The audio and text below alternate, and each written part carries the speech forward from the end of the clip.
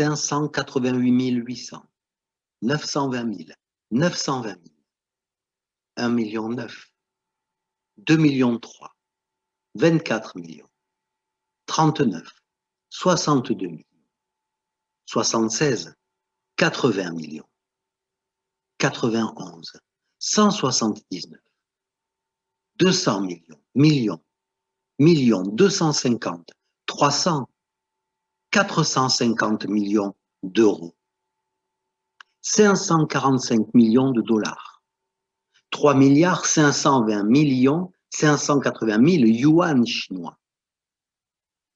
Le prix est-il la valeur? Et qu'est-ce que la valeur? Le prix ne fait que répéter que telles œuvres ou artistes sont dignes d'être célébrés. Il met surtout en avant l'investissement de l'acheteur. Il ne nous apprend rien au fond sur l'œuvre, sur l'art, sur l'histoire. Ce qui fait la valeur de l'art, c'est que les œuvres sécrètent un contenu ouvert, intelligible. Leur utilité, leur valeur d'usage, coïncide avec leur valeur d'échange, qui n'est pas leur coût monétaire, mais ceux qu'elles font passer, ceux qu'elles permettent de sentir. Mon propos dans cette nouvelle série, La valeur de l'art, est de faire des œuvres de l'histoire de l'art le paradigme de la valeur en tant que conscience historique pratique.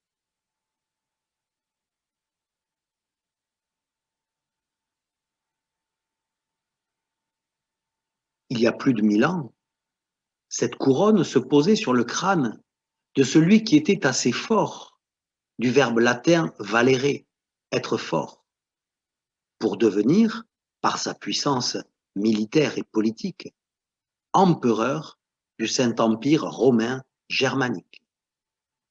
La croix chrétienne et l'arche qui surplombe marquent une dimension céleste.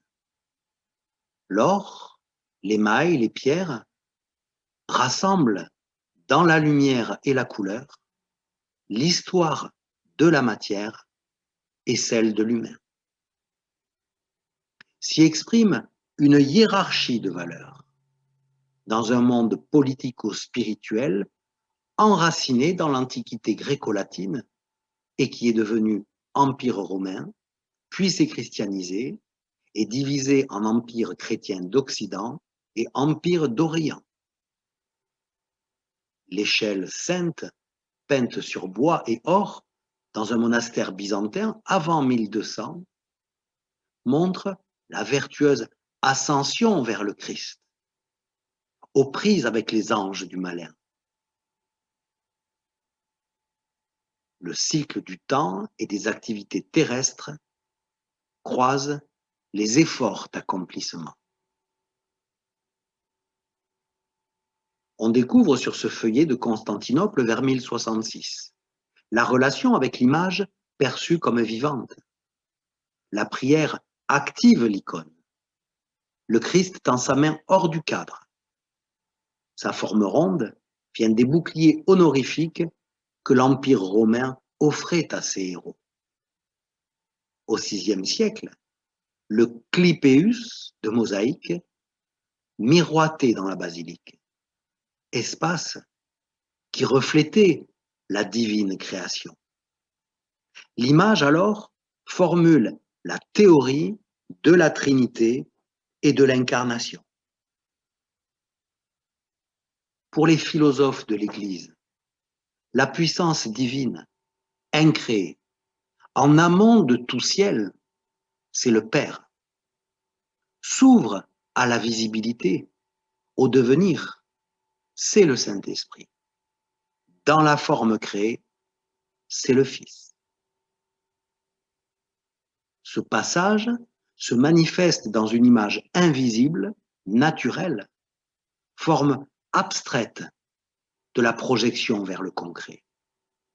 Et c'est elle que l'image artificielle visible désigne, matérialisée dans l'icône. L'auréole aux 3 bandes est cette abstraction pure incarnée dans un visage.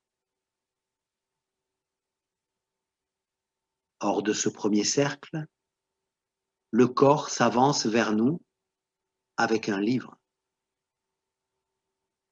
Dans cette conception, l'incréé divin est la matrice de toute image et de toute créature. C'est aussi ce que figure la Théotokos, mère de Dieu, puisque le Fils est égal au Père.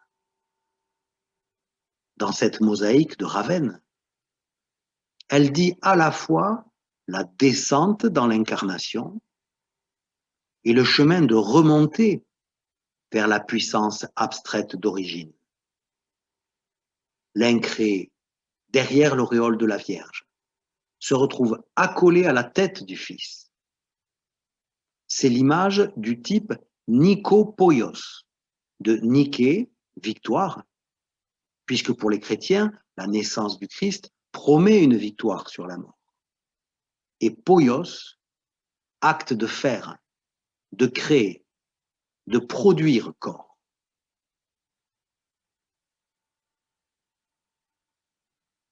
Les images qui véhiculent le divin dérivent directement de l'imagerie impériale romaine. La forme de Clypéus orthodoxe se transmet à la chrétienté copte. Vers 600, en Égypte, Saint Serge et Saint Bacchus sont tout contre une icône du Christ. On en trouve une à Rome à la même époque dans le Saint des Saints de l'église du Latran. Le regard du spectateur est happé par celui de l'image qui nous absorbe vers le Créateur. Cette intensité du regard est aussi au monastère égyptien de Bawit. À Sainte-Marie Majeure de Rome, au VIe siècle, l'icône du salut du peuple prend des allures humaines avec la femme et l'enfant. On dit que Saint Luc l'aurait peinte devant la Vierge et Hélène, la mère de Constantin, l'empereur, l'aurait apportée depuis Constantinople à Rome au IVe siècle. L'abstraction divine prend les formes de la vie. Et avant l'image de la Vierge, on trouvait celle de la déesse Isis dans le fayoum romano-égyptien, en bas à droite, avec son fils Horus. Doit-on alors s'étonner de trouver ces figures spirituelles de la valeur sur des pièces de monnaie du XIe siècle? On devine à gauche la Nikopoios. C'est avec l'empereur Justinien II, vers 695 à Byzance, que la valeur divine et le pouvoir sont associés pour la première fois sur les espèces monétaires. L'empereur à droite et le visage du Christ avec le signe de la Trinité sur la gauche. La monnaie véhicule l'image et le pouvoir de l'empereur. Mais le Christ est l'empereur des empereurs. Le divin, la valeur suprême, celle qui détermine tout ordonnancement, l'économie terrestre. Les partisans d'un emploi strictement impérial des images s'opposeront bientôt à ceux qui sont adeptes d'un usage religieux et politique. Ce sera la crise iconoclaste du 8e et 9e siècle. Ces formes imagées dominent dans toute la chrétienté. Vers l'an 1000 en Occident, une enluminure de Navarre montre comment l'économie terrestre, la culture du blé, des fruits, du vin, est contenue sous l'œil des anges, dans l'activité globale divine à laquelle préside le Christ avec une serpe. À cette vision religieuse verticale du monde correspond une représentation géographique horizontale qui rassemble les connaissances de l'Antiquité conservées dans le monde arabe. Al-Idrissi, un géographe né à Ceuta, éduqué à Cordoue, a mis, vers 1150, ses compétences au service du roi normand Roger II de Sicile. C'est d'une culture mixte qu'est tissé le fil de notre histoire. Les échanges verticaux spirituels croisent les échanges horizontaux des activités terrestres. Cette Nicopoios de la basilique Saint-Marc de Venise, parée de bijoux lorsqu'elle est montrée au public, a été dénudée par des voleurs à droite. Les routes de Byzance se prolongent jusqu'aux foires de Champagne, en plein essor au XIIe siècle. Dans cette enluminure plus tardive, on voit un édicule central où le pape bénit le marché. Mais il sermonne aussi contre l'argent, s'il est prêté à intérêt, car il convertirait le temps de Dieu en monnaie. Ainsi apparaît la figure de Judas, Judas le marchand, avec sa pièce et sa bourse.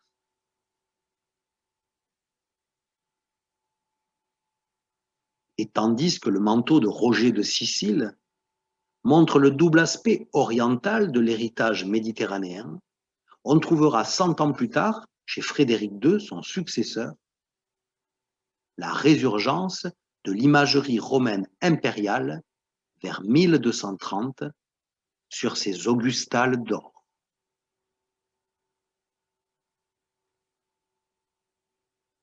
Après 1200 et la quatrième croisade contre l'Empire byzantin, l'icône se transforme, plus proche de l'action, de l'émotion humaine. Elle cesse d'être considérée comme miraculeuse. Dans l'église des Blachernes de Constantinople, par exemple, chaque vendredi soir, le voile qui recouvrait l'icône se soulevait tout seul à l'entrée de la foule. Dans cette annonciation du monastère du Mont Sinaï, on voit que c'est par la grâce par laquelle est touché l'artiste que la scène atteint à sa dimension spirituelle. Dans cette crucifixion, toute l'Église, les saints, les anges, les apôtres, les moines, les vierges martyrs, sont rassemblés autour de la douleur. Le sang qui jaillit de la plaie est le lait paternel de la résurrection prochaine. L'affirmation du corps ne contredit pas la dimension métaphysique.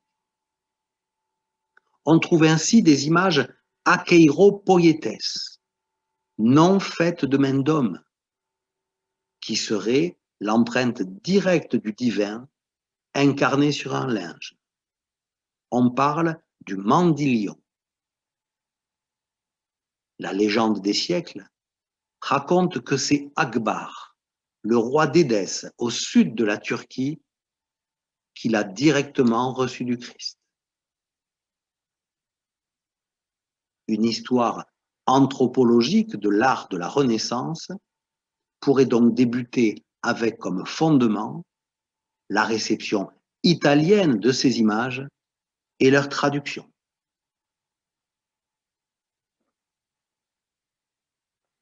Le corps de chair, peint par Alberto Sotio vers 1180 en Ombrie, s'ouvre dans la lumière. Forme vivante, donc souffrante et périssable, et forme incarnée de Dieu. L'auréole rouge et or remonte vers le clipéus tout en haut, où l'icône du Christ est la face visible du divin insaisissable. Le panneau de bois contient toute une généalogie théologique, revêtue des passions humaines, enfoncée dans la mort, et qui triomphe dans une vie seconde, éternelle, que l'Église, depuis Saint-Pierre, a chanté. Vous voyez le coq à ses pieds?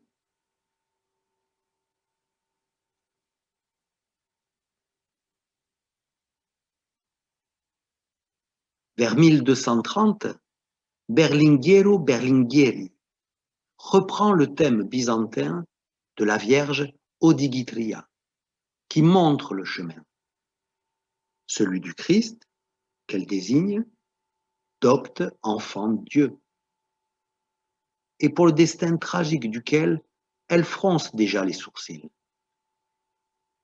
L'allongement des doigts, la stylisation des phalanges indiquent émotion, vie intérieure et délicatesse, manifeste dans le contact de sa main gauche, sous le vêtement rouge de l'enfant. Les regards, obliques, intenses ou inquiets, traduisent en valeur plastique les notions spirituelles, la doctrine et l'humanité.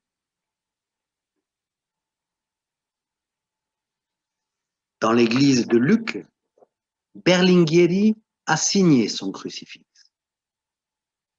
Le corps physique stylisé reste le signe de Dieu, avec l'auréole et la Vierge au-dessus.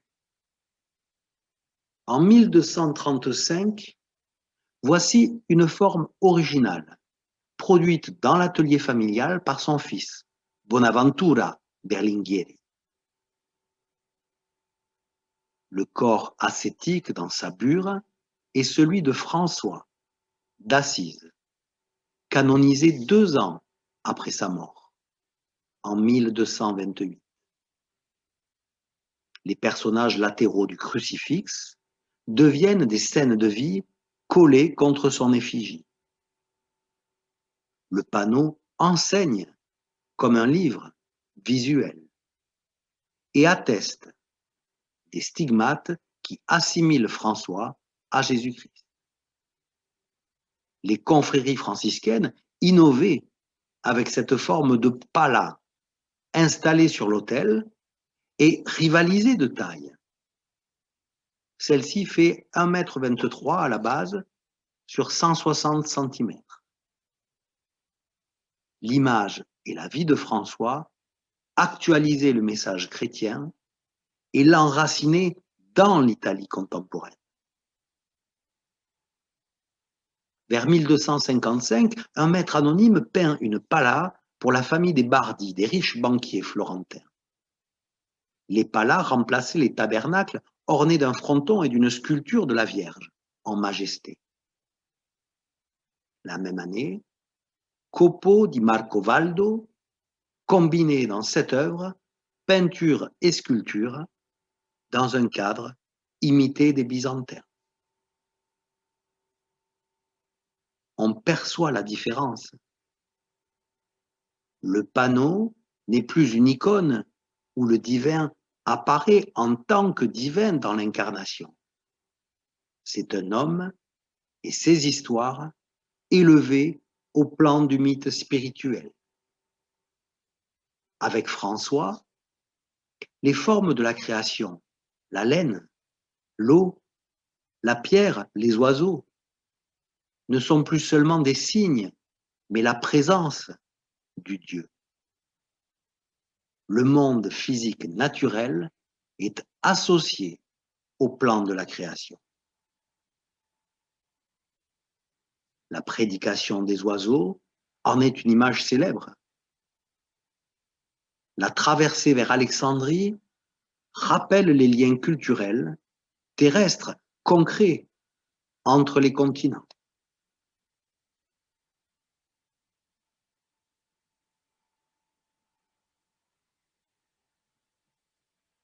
La captation des images byzantines dans les communes de Toscane se voit dans ces rois mages de Guido de Sienne vers 1270. Le fond d'or, le plus vieux mage agenouillé, invite à la dévotion. Le trône rappelle l'Empire. Les 2 autres devant l'arbre, les montagnes avec chevaux, couronnes et cadeaux, évoquent les mœurs courtoises gothiques.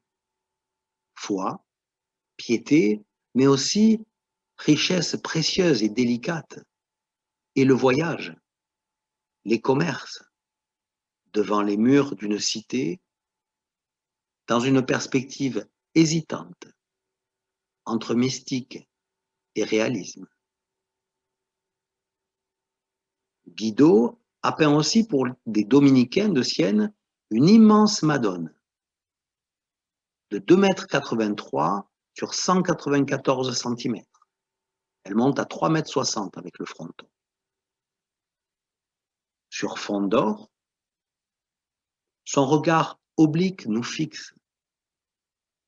Sa main présente la voix du Christ tournée vers elle, les pieds croisés, certainement en prémonition de la crucifixion.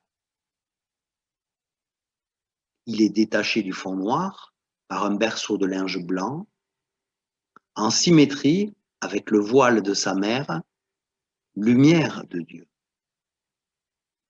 Au-dessus de l'arc trilobé, les anges s'animent. En bas, le tableau suggère la 3D matérielle terrestre. Cette œuvre du Palais public de Sienne est le prototype des Madones siennoises qui naissent dans ce temps-là. Les succès des franciscains font de la souffrance du crucifié le modèle. Le plan terrestre humain est tout petit avec François, au pied sanguinolent du Christ. La valeur religieuse domine. C'est pourtant sur ce type même qu'une humanité nouvelle s'affirme en Toscane, avec un style plus personnel. Voilà Cimabue qui souligne le dénuement avec un linge transparent. Mais le corps tient sa vigueur de l'intérieur, de la modulation réaliste des muscles, des tensions articulaires.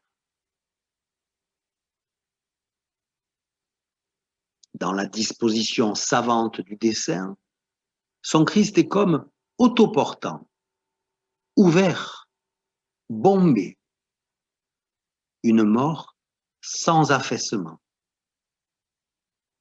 C'est le corps physique qui porte le corps spirituel. La tension verticale théorique de l'œuvre à gauche devient tension horizontale qui se déploie dans l'espace semi-circulaire où l'image a son lieu. Elle ne rassemble plus seulement les spectateurs vers l'intériorité d'un axe vertical mort-résurrection. Elle ouvre réciproquement le corps spirituel vers le ressenti, vers le champ des relations humaines. À Sienne, Florence, Pérouse, Pise, on croise ce visage entre humain et divin.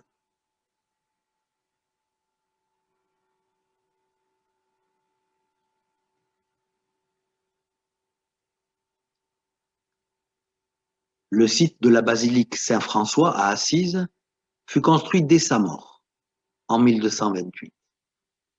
C'est là que Cimabue réunit, dans une fresque abîmée, la terre avec le ciel. Les anges déposent le trône divin sur le sol où François, porteur des stigmates, est élevé.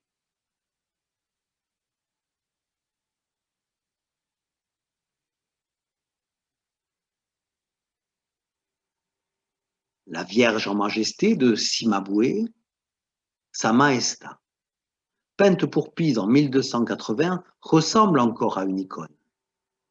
Auréolée dans son manteau royal, elle fait corps avec le ciel divin, comme le trône sculpté entouré d'anges fait corps avec le panneau de bois. Le tableau reste un objet sacré dans l'espace liturgique. 5 ans plus tard, à droite, la compétition entre confréries commande à un des élèves de Cimabue, le siennois Duccio, une version encore plus grande, de 4,50 m sur 2,90 m. Duccio, entre les anges, intègre plus d'espace, détache la Madone sur un trône simplifié, lui-même détaché du fond par l'écran d'un drapé.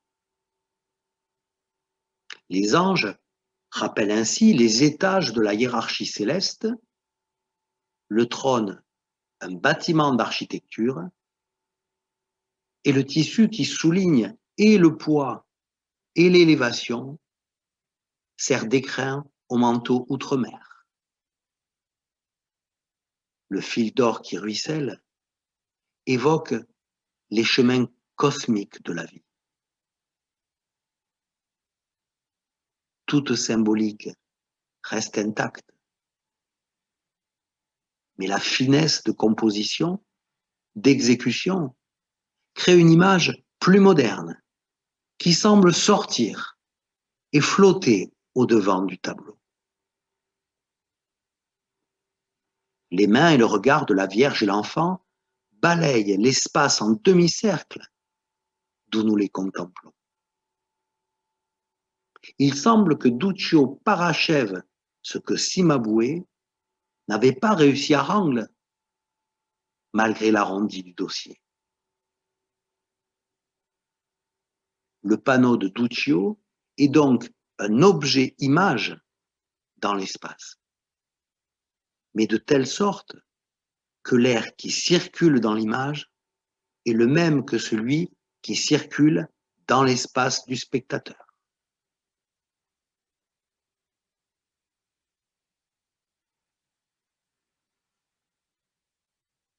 C'était le temps des cathédrales. L'œuvre est à la jonction des échanges spirituels, de pouvoir, d'affection, de savoir-faire et de matériaux réels. Une niche de la cathédrale d'Amiens montre les marchands de Guedes, la plante qui fournissait le pastel des teinturiers. Le précieux pigment bleu d'outre-mer provenait des mines de lapis-lazuli d'Afghanistan. L'or, valeur spirituelle, était en même temps matière du pouvoir et des échanges commerciaux. Ce ducat vénitien de 1290 montre le doge de Venise agenouillé devant Saint-Marc. Au revers, un Christ, dans sa mandorle, incarne l'infini cosmique fait homme. Comment passe-t-on alors de l'échangeur spirituel divin à l'équivalent universel abstrait, c'est-à-dire l'argent, sur quoi se fondera bientôt ce qu'on appellera l'économie?